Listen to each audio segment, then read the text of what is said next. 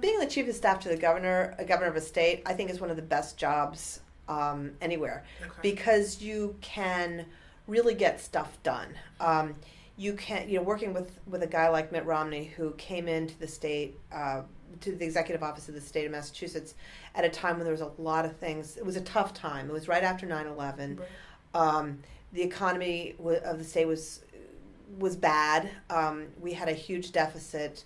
It was a perfect time for a turnaround guy like him, and he was able to bring all the skills that he had from Bain Capital, Bain Consulting, the Olympics, and bring them to bear on the state. He really was able to do great things. And then he had in the second half of his administration, he had the opportunity to put together a health insurance plan that was innovative and worked for the state. And it was a lot of fun to be able to do to be part of the great turnaround and do something innovative. And you can do that in a state. The states are the laboratories of democracy, and sitting in the executive office is a lot of fun.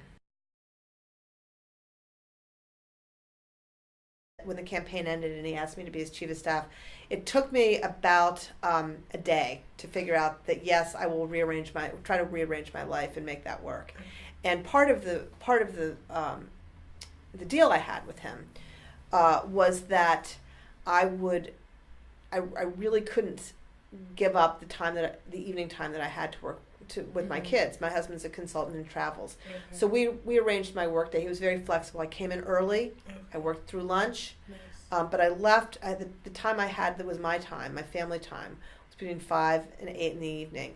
And when I went home, got my kids home from school, settled, and then I got back on my computer if I had any work to do. Right. I worked really hard, but he was willing to work with me so that I could, as a woman and as a mom, have flexible work hours.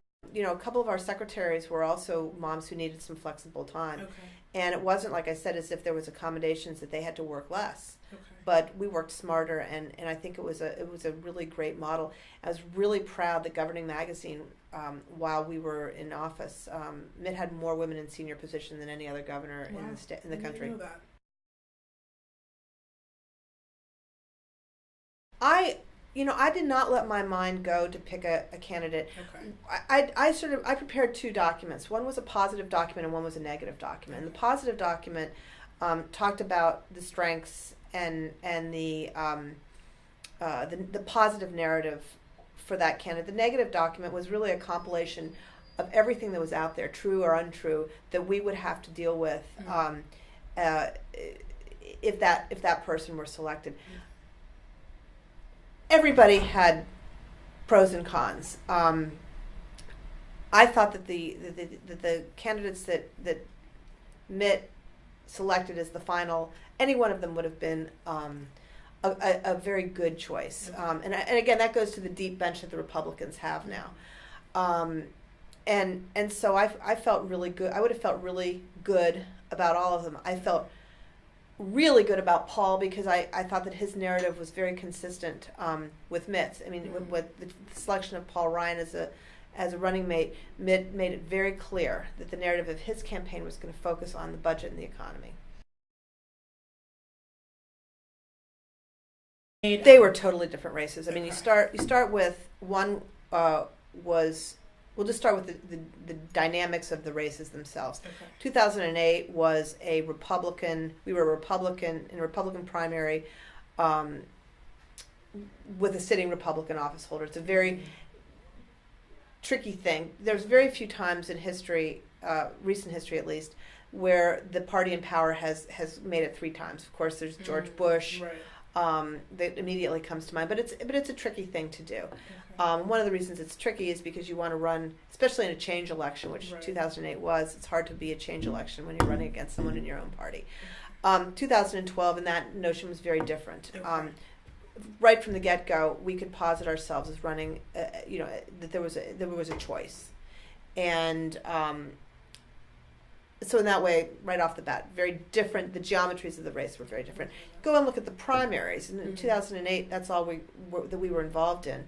The primary in 2008, Mitt was a very unknown entity when he got into the race. Right. He was, I think we took a poll and we got 1% of of the vote. Right, the household, the name recognition. Yeah. Low name recognition. Surprising for me because I'm from Massachusetts, so yeah. we all knew. Yeah. But and he was running against John McCain, Rudy Giuliani, Fred Thompson. Those were almost household names, and they were all crowded on the left end of the sphere of the spectrum, putting Mitt more on the right, which was an unusual position for someone from Massachusetts to be, but that's where he was, and that's where he was running as a conservative. He was more conservative than those other three, and the fact that they were on the left maybe even pushed him over a little more to the right. 2012, very different spectrum of candidates. The only person really running to the left of Mitt in the Republican primary was John Huntsman. Right. Everyone else was to the right. So when we went through this sort of long primary, a lot of the issues that were talked about were social issues on the right, and as the primary got longer and longer and longer, we were talking more about these issues. But we wanted to be talking about the economy, and we were talking about social issues. Well, in 2008, we also were dealing with the issue of Mitt's religion more than in 2012. And I think that we really successfully put that behind us in 2008, and so we really didn't have to deal with that as much in 2012. We did. So actually, it was just the opposite. There were things in 2008 that I think successfully introduced Mitt to the country, and that became non-issues. The flip-flop meme that was very prevalent in 2008 really kind of went away in 2012. I think Mitt showed himself to be a man of constancy, and but we were very cognizant of that issue in 2012. But the race he ran in 2008, I think, helped put that behind us. A big loss for the country. That may be 6. Okay. And particularly for your generation, because what I see is an enormous transfer of wealth, not from poor to rich, but from young to old, and I think it's going to be unsustainable, and I really genuinely worried that the next generation is going to be able to enjoy the fruits and benefits of this country that my parents and my grandparents handed to me. Okay. And a lot of it comes down to budget and the deficit and entitlement spending, and that we really need to get our arms around it, and I haven't seen that happen. Frankly, I it was a tough thing. When I first heard about it, I was very focused at that point on debate prep. Okay. Understand that we did 16 mock debates between the time we had a convention. That's right. We had the convention in the last debate, and I was putting together working on that almost nonstop. So I was very focused on the debates, and so the rapid response. I wasn't on the original call when that came in. But when I heard about it, I said, well, that can't be true. Because I'd been around Mitt Romney for so many times, so many hours, thousands of hours, and I'd never really heard him talk about the world in those terms. Right. And so when I saw the video clip, I was just really surprised, and I think it was not a sentiment that I'd heard him ever really express in those terms before or since, and so I'm sure he feels a sense of regret that he used those words to articulate a political statement, but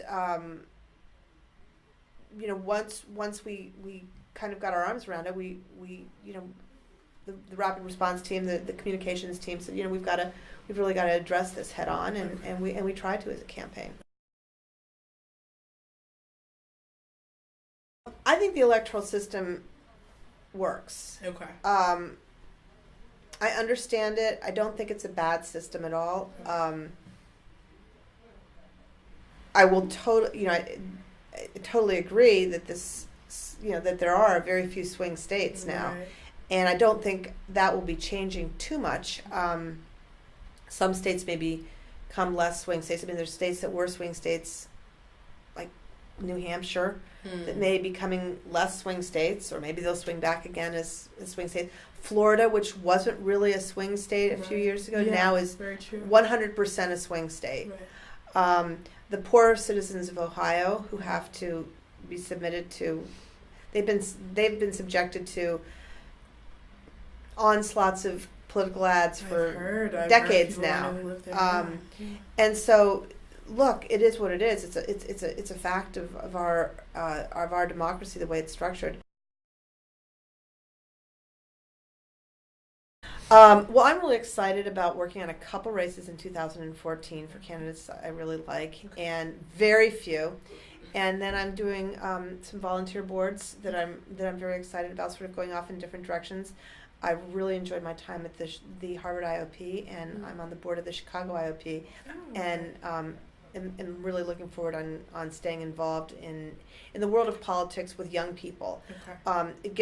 It's so energizing to work with the next generation and listen to the ideas and the enthusiasm and the thoughtfulness that's coming from the famed millennials.